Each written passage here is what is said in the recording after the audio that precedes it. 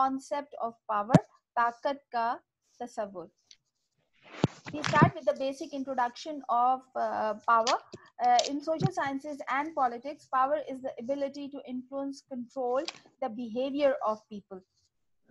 अगर हम इसे आम फहम में समझने की कोशिश करें कि ताकत क्या होती है, तो दरअसल ताकत से मुराद ऐसी सलाहियत है जिससे हम दूसरे इंसान के रवैये को अपनी मर्जी के मुताबिक कंट्रोल करें या अपनी मर्जी के मुताबिक उसे मोल्ड करने की कोशिश करें. हम ताकत के लिए अक्सर औकात अथॉरिटी का लफ्ज भी यूज करते हैं.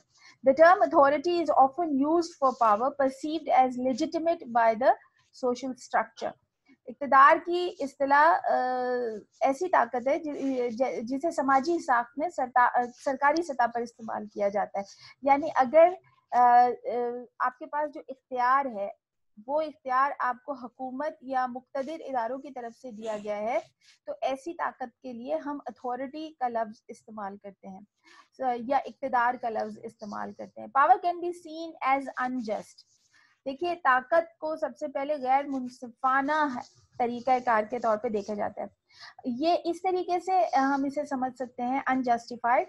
आप ये देखते हैं कि एक इंसान पैदाइशी तौर पे, जिस्मानी तौर पर बहुत मजबूत होता है, उसके मुकाबले में कोई दूसरा इंसान जिस्मानी तौर पर ही कमजोर होता है. तो अगर हम उनकी जो फिजिकल स्ट्रेंथ को देखें तो हमें एक अजीब किस्म की तफरीक नजर आती है कि ऐसा क्यों है कि एक इंसान मतलब खुदा की तरफ से ही ताकतवर इस दुनिया में आ रहा है और दूसरा इंसान खुदा की तरफ से ही कमजोर आ रहा है. बिल्कुल इसी तरह हम ज़हनी ताकत को भी देखते हैं कि अगर देखिए, कुछ लोग ज़हीन होते हैं, इंटेलिजेंट होते हैं और कुछ लोग नहीं होते.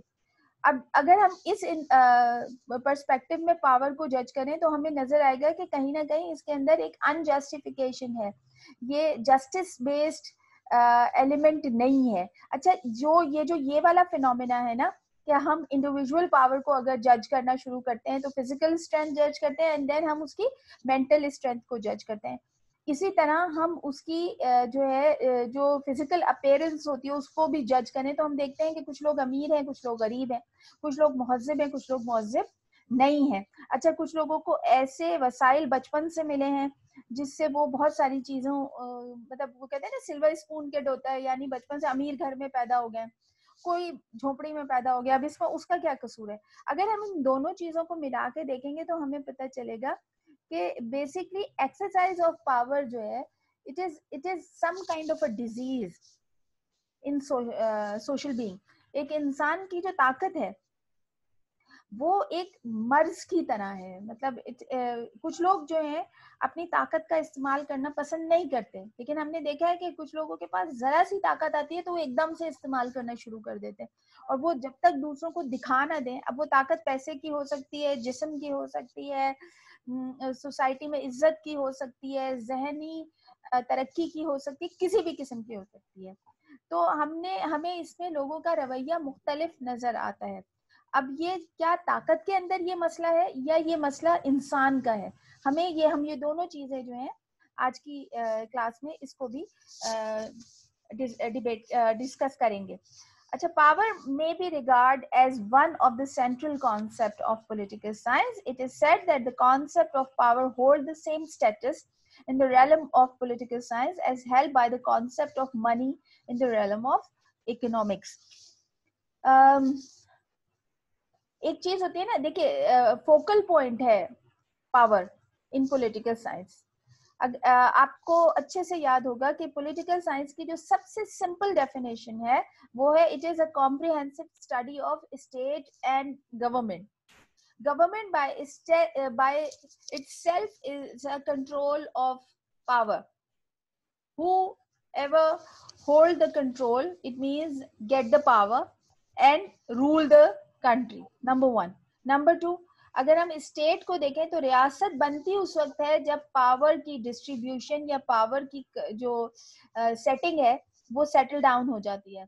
तो पॉलिटिकल साइंस में बगैर ताकत के हम उसे पढ़ नहीं सकते हैं.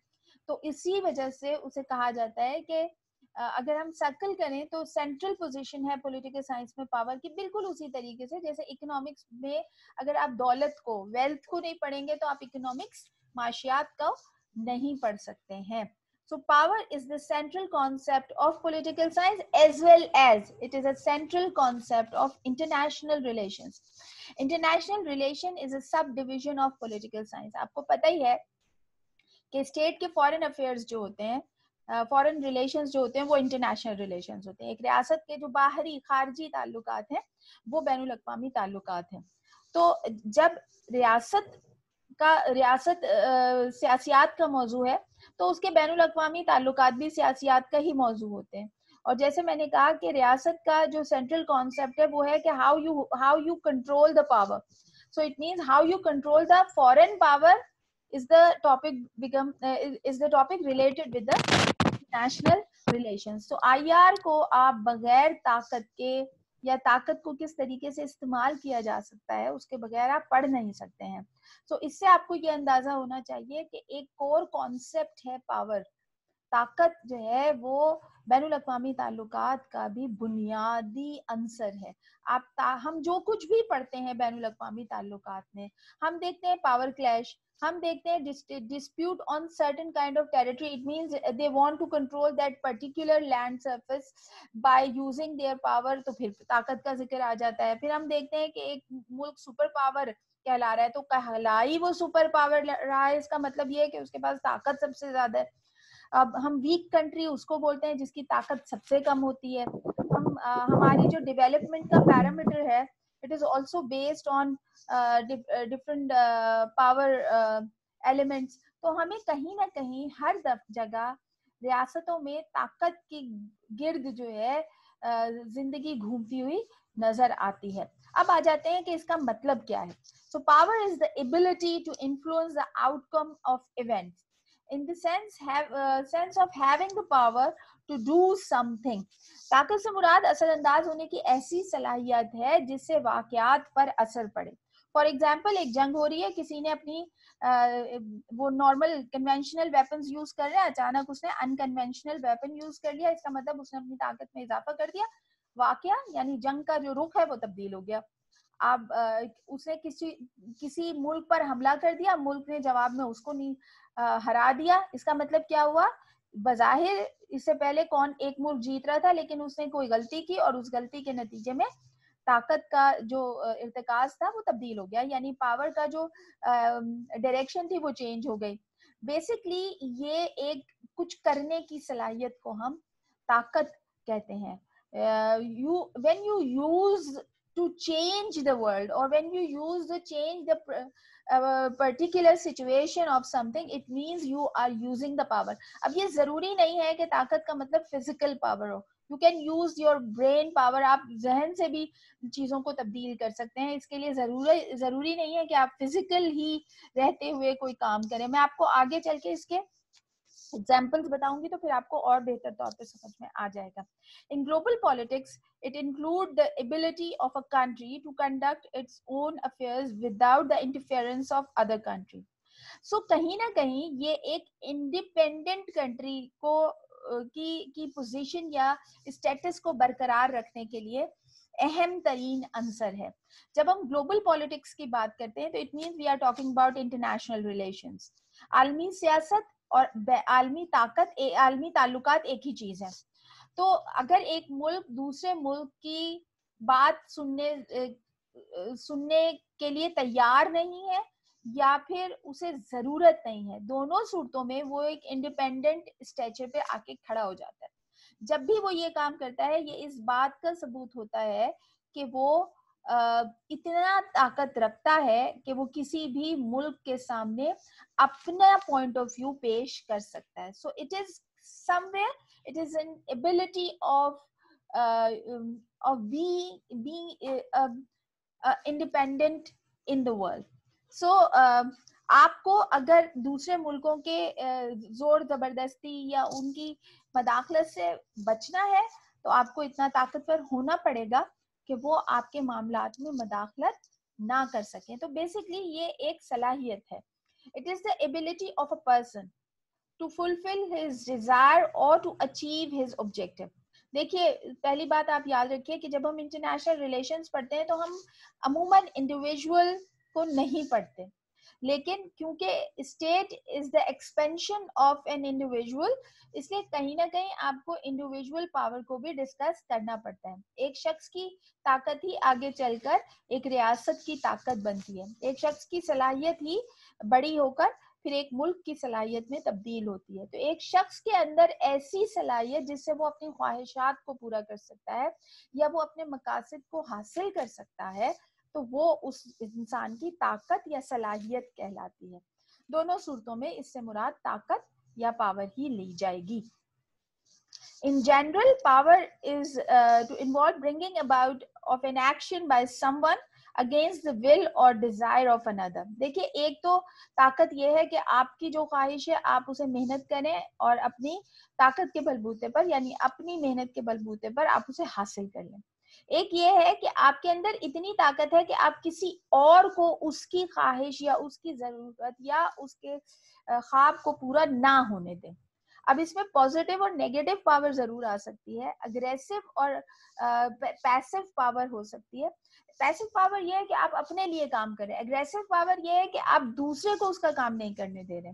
दोनों सूरतों में जो ताकत होती है वो इस्तेमाल की जाती है। अब अगर आप इसे रियासत पे कन्वर्ट कर लें, स्टेट पे कन्वर्ट कर लें, तो फिर स्टेट की ऐसी ताकत है जो उसे इतना ताकतवर बना देती है कि वो किसी दूसरे रियासत के मामलात में मदाखलत करके उन्हें अपनी मर्जी पर चलाने की कोशिश करता है। अब यहाँ पर कुछ डेफिनेशंस आपके सामने रखेंगे, कुछ बड़े बड़े महान हस्तियों की, कुछ बड़ी हस्तियों की जिन्होंने बैनुल अक़वामी ताल्लुकात के अंदर अपना एक नाम बनाया है। तो पहली जो है वो जॉर्ज बर्गर की है। The Power is the capacity to impose one's will on other by reliance on effective sanctions in case of non-compliance. ताकत ऐसी सलाहियत है जो एक फर्द दूसरे फर्द पर मौसर पाबंदियों के जरिए आयद करता है। हैंस मॉर्गनथॉ को आप सब जानते हैं, रियलिज्म के फादर माने जाते हैं। इनकी बुक पॉलिटिक्स अमंग नेशन को बाइबल ऑफ रियलिज्म कहा जाता है। He said the power of a man over the minds and action of other men is a power. Basically, एक शख्स की ऐसी सलाहियत जिससे वो किसी दूसरे फर्द की अकल और उसकी हरकतों पर दोनों, मतलब जो उसके एक्शंस हैं दोनों को अपने कंट्रोल में करता है, दोनों को अपनी मर्जी पर चलाता है, तो वो जो है ताकत है। देन चार्ल्स शूलर की डेफिनेशन थोड़ी इन दोनों से ज्यादा कॉम्प्रिहेंसिव है। He said that power is the ability to exercise such control as to make others to do what they otherwise would not do, by rewarding or promising to reward them, or by depriving or threatening to deprive them of something they value.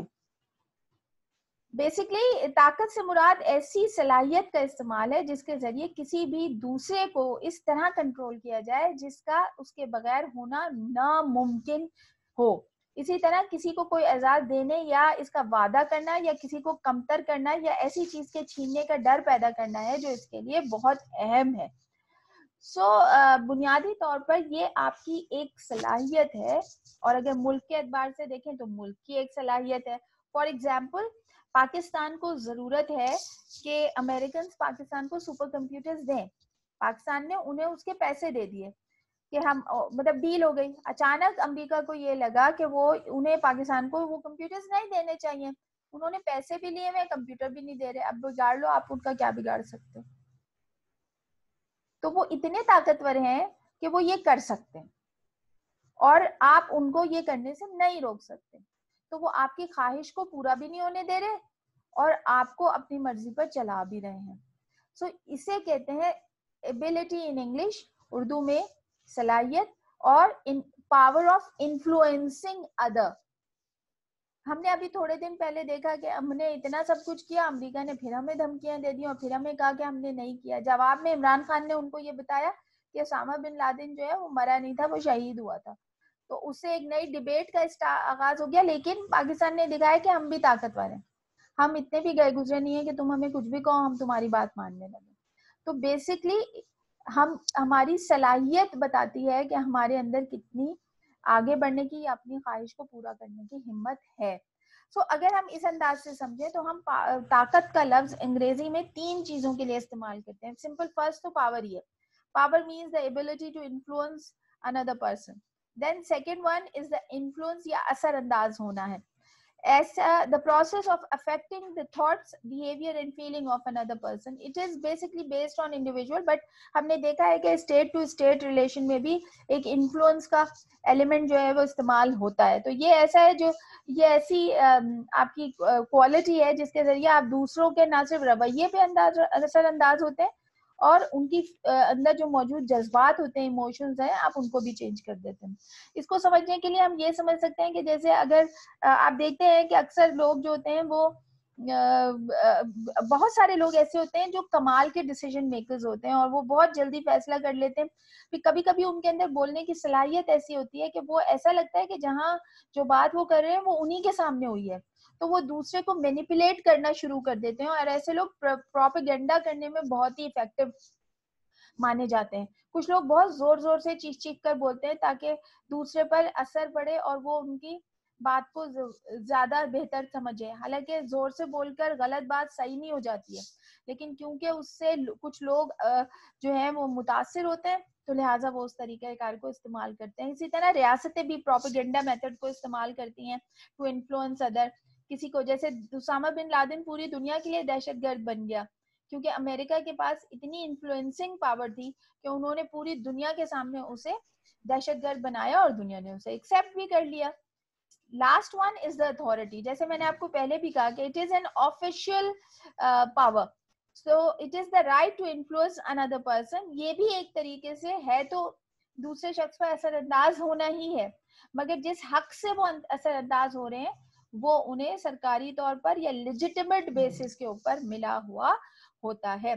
I hope आपको समझ में आया होगा कि what is power by itself. हमने आपको individual power भी समझाने की कोशिश की है, लेकिन हमारा ज्यादा फोकस जो है वो स्टेट पावर समझाने के लिए है, क्योंकि अगर हम अब हम जो भी इंटरनेशनल रिलेशंस के हवाले से पढ़ रहे हैं तो हम जो भी बात करेंगे ताकत के हवाले से हम रियासत की ताकत बात करेंगे, हम स्टेट पावर की बात करेंगे. तो आपको समझा दिया कि अगर कहीं इन्फ्लुएंस या लव वर्ड यूज हो रहा है तो इसका मतलब भी ताकत ही है, और अगर कहीं ताकत का लफ्ज इस्तेमाल हो रहा है तो वो तो है ही ताकत, और अगर कहीं अथॉरिटी का लफ्ज इस्तेमाल हो रहा है तो आपको वर्ड से समझ में आना चाहिए कि it is an state exclusive power. Now we are on the sources of power. So sources of power में we are discussing the formal sources and personal sources. Formal sources, there are 4 sources of power in a formal way. Number 1 is a coercive, number 2 is rewards, and number 3 is legitimate, and then information. So अगर हम उर्दू में इसको समझेंगे तो ये बाकायदा है ताकत और माखज है ताकत के, और ये हमें नजर आते हैं. तो इनमें पहली जो coercive power होती है वो जबरी सलाहियत होती है, जिसमें आपके पास इतनी अथॉरिटी होती है कि आप किसी को सजा देने की हैसियत रखते हैं और उसे बतौर खौफ के इस्तेमाल करते हैं. So use as a fear. So that power normally used by the state for their own citizens. It is rarely used from one state to another state. हम देखते हैं कि अमेरिका जो है वो ईरान को अक्सर सैंक्शंस की धमकियां देकर उसे रोकने की कोशिश करता है, और इससे पहले हमने ये जो है इराक और दीगर मुल्कों के साथ भी इस तरीके से अमेरिका को ये काम करते हुए देखा है. एक जमाने में जब सोवियत यूनियन मौजूद था तो वो अपनी जो है सैटेलाइट स्टेट्स थी उनको इस खौफ के तहत उन्हें अपने कंट्रोल में रखता था कि वो अपने वार्सो पैक्ट के तहत जो है वो फौज भेजेगा और उनको उन मुल्कों का कंट्रोल अपने पास ले लेगा. सेकेंड है रिवॉर्ड, किसी को अजर या सिला देना. जब आप कोई अच्छा काम करते हैं तो उस सूरत में जब आप किसी को सराहते हैं तो उस सूरत में या तो आपको अवार्ड्स दिए जाते हैं या फिर आपको इन टर्म्स ऑफ कैश या इन टर्म्स ऑफ प्रॉपर्टी आपको रिवॉर्ड दिया जाता है. अगर गवर्नमेंट की तरफ से दिया जा रहा है तो फिर जो है वो नेशनल अवार्ड्स कहलाते हैं, और अगर इंटरनेशनली दिया जा रहा है जैसे नोबेल प्राइज है या दीगर मुल्क आप किसी शख्स को सराह रहे हैं, जैसे मलाला यूसुफजई को नोबेल प्राइज दिया गया इन अ फील्ड ऑफ एजुकेशन, तो इस किस्म का रिवॉर्ड देना. अब ये भी एक खास किस्म की सलाहियत है जो अमूमन रियासतों के पास या बैनुल अक़वामी इदारों के पास होती है. Then there is a source, legitimate source होती है, ये that source is based on position, यानी आप किस ओहदे पर मौजूद हैं, जिस ओहदे पर आप मौजूद होते हैं वही आपकी ताकत समझी जाती है। जैसे अगर आप ऐसे डिसीजन मेकिंग पोस्ट पर मौजूद हैं जहां पर आप उसका इस्तेमाल करके लोगों की जिंदगी में अच्छा या बुरा असर डाल सकते हैं, तो वो आपकी ताकत नहीं है, बल्कि वो आपके ओहदे की, आपके पोस्ट की ताकत है। तो ऐसी ताकत जो है वो जैसे मैंने आपसे कहा कि ये ऑफिशियल होती है। अगर आप उस सीट पर हैं तो आप ताकतवर हैं, अगर आप नहीं हैं तो हम इसकी एग्जांपल नवाज शरीफ की ले सकते हैं बहुत आराम से, कि जब वो पोजीशन में तो वो कैसे बात करते थे और अब वो क्या हो गए, तो कोई हैसियत नहीं रहती। Fourth one is information, access to और कंट्रोल ऑफ। देखिए इंफॉर्मेशन आज की दुनिया में शायद सबसे बड़ी अगर पावर का कोई सोर्स है तो वो इंफॉर्मेशन है। How informed you are in the world, it provide you respect as well as it provide you an authority। आपकी आपको बेवकूफ बनाना मुश्किल हो जाता है जब आपके पास इंफॉर्मेशन होती है। और इस अगर हम इसमें इसको रियासत के तनाजुर में लें तो फिर हम देखेंगे कि स्टेट इंफॉर्मेशन जो है या स्टेट का जो कंट्रोल है वो बहुत ही इम्पोर्टेंट है इस सूरत में। और इन इंफॉर्मेशन आपने देखा है कि जो गवर्नमेंटल इंफॉर्मेशन होती हैं उनको बहुत ही संभाल के रखा जाता है, और अगर वो लीक हो जाए तो वो बहुत ही बड़ा तनाज़ा खड़ा कर देती हैं। और अमूमन जो मीडिया पर्सन्स होते हैं वो लगे रहते हैं इस चक्कर में कि कहीं से उनको वो इंफॉर्मेशन का एक्सेस मिल जाए या वो उसे कंट्रोल कर ले। इस तरीके से आप दूसरी स्टेट को मैनिपुलेट भी कर सकते हैं, उसे अपनी मर्जी के मुताबिक उसे काम भी करवा सकते हैं और उसको नुकसान भी पहुंचा सकते हैं। तो इंफॉर्मेशन सोर्स जो है वो भी बहुत ही इंपॉर्टेंट है। फिर आ जाते हैं पर्सनल सोर्सेज के ऊपर, जाती। अब ये इंडिविजुअल होती हैं, ये फर्द की होती फर्द की सलाहियत है, मगर इसका फायदा या इसका जो असर होता है वो रियासत पे पड़ता है। तो number one, if you have an expert of different fields, इससे बड़ी अच्छी बात आपके पास क्या होगी कि आपके पास ऐसे अफराद हों जो अपने अपनी खास फील्ड में महारत रखते हो और उनके पास ऐसी स्किल्स हों कि वो दीगर लोगों के पास मौजूद ना हो। तो ऐसे लोग नेचुरली अपने मुल्क का एसेट बन जाते हैं। सेकेंड वन जो है वो रेफरेंट कहलाती है, बाहवाला, जिसके अंदर आपकी जाती पर्सनल कैरेक्टरिस्टिक्स इस्तेमाल की जाती हैं। अगर आप खानदानी तौर पर आप किसी ऐसे खानदान में पैदा हो गए हैं जो इन्फ्लुएंशियल है, तो उसमें आपकी जाती सलाहियत इतनी अहम किरदार अदा नहीं करती, बल्कि आपके फैमिली जो खासियत है वो ही आपकी जाती खासियत बन जाती है और वो आपको एक रेफरेंस के तौर पर आप इस्तेमाल करते हैं। देन है कैरिज्मा। कैरिज्मा या करिश्माती शख्सियत जो है ये आपकी पर्सनालिटी या आपका स्टाइल होता है। कुछ लोग बज़ाहिर बहुत अच्छे नहीं होते, मगर उनके अंदर कुछ ऐसी क्वालिटीज, उनकी पर्सनालिटी ऐसी होती है कि जब आप उनको देखें तो आपको कुदरती तौर पर जो है उनसे ये समझ लीजिए कि आप उनसे इंस्पायर होना शुरू हो जाते हैं। कुछ लोगों को बात करने की बहुत ही अच्छी अल्लाह ने सलाहियत दी होती है, तो जब वो बोलना शुरू करते हैं तो लोगों को मैसमराइज कर देते हैं। कुछ लोगों का स्टाइल ऐसा होता है कि आप उनकी बात को कुदरती तौर पर सही मानना शुरू हो जाते हैं। मैं आपको इसकी एग्जांपल देती हूँ। जनरल परवेज मुशर्रफ की एग्जांपल थी, जब वो पाकिस्तान में गवर्नमेंट कर रहे थे। उनके अंदर मतलब वो दिखने में कोई बहुत हैंडसम आदमी नहीं थे, वो दिखने में कोई बहुत जबरदस्त पर्सनालिटी नहीं रखते थे, मगर जब वो बोलते थे तो ऐसा लगता था वो सही बात कर रहे हैं, बेशक उनकी बेशुमार बातें गलत होती थी। तो ये एक तरीके की एक जो कहते हैं ना क्वालिटी है, आपका स्टाइल है। अभी आप डोनाल्ड ट्रम्प को देख लें, अब ये एक वीकनेस बन गई है क्योंकि डोनाल्ड ट्रम्प सोच के नहीं बोलते। खान साहब की भी बात ये इसमें ली जा सकती है, इमरान खान की, कि वो सोच के नहीं बोलते हैं। कभी कभी वो इतनी गलत एग्जांपल्स देते हैं तो उनको पता ही नहीं चलता है।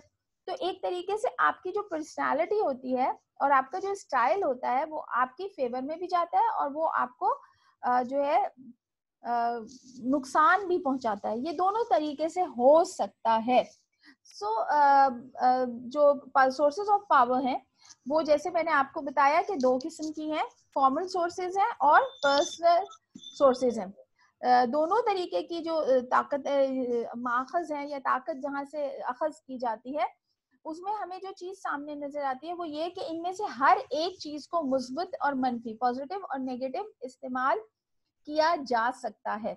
और इनको करने की वजह भी ये है कि आपको ये बताया जाए कि ताकत का मतलब सिर्फ हर वक्त सही होना नहीं होता या हर वक्त गलत होना नहीं होता।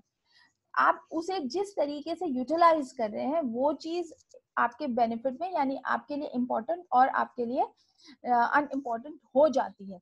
और दोनों सूरतों में ये देखा जाता है कि आपका इस्तेमाल, यानी अब हम स्टेट की बात कर रहे हैं, जैसे फॉर एग्जांपल मिलिट्री तकरीबन हर स्टेट की मिलिट्री होती है। कुछ लोग इसे सिर्फ एज अ डिफेंस के इस्तेमाल करते हैं, और इसी के साथ हम देखते हैं कि कुछ लोग इसे एज अ क्या कहेंगे, एज एन एग्रेशन के तौर पर इस्तेमाल करते हैं और दूसरे मुल्कों को धमकाते हैं। अब बजाहिर दोनों के पास सेम फोर्स है, सेम सोर्स ऑफ पावर है, मगर उसको उसके यूटिलाइजेशन उसे नेगेटिव, पॉजिटिव, पैसिव या अग्रेसिव सिचुएशन में टर्न ऑफ कर देती है। हम आज की क्लास को मुख्तसर रखेंगे और हम सोर्सेज ऑफ पावर पर ही खत्म करेंगे, क्योंकि इसके बाद की जो नेक्स्ट है, कल हम आपको नेशनल पावर, जो ताकत का सबसे इम्पोर्टेंट जेस्चर है, हम अगर मुल्क की ताकत की बात करते हैं, it means we are talking about the national power. तो कल की क्लास में हम आपको नेशनल पावर और नेशनल इंटरेस्ट दोनों चीजें पढ़ाएंगे। सो आज की क्लास जो है वो सोर्सेज ऑफ पावर तक महदूद है। मैंने जैसे कहा कि एक मुख्तसर तौर पे मैंने आपको सिर्फ समझाने के लिए पढ़ाया, it's an introductory class. Then इसके जो बेसिक जो समझे डिटेल एलिमेंट्स हैं वो हम अगली क्लास में आपको एक्सप्लेन करेंगे इंशाल्लाह।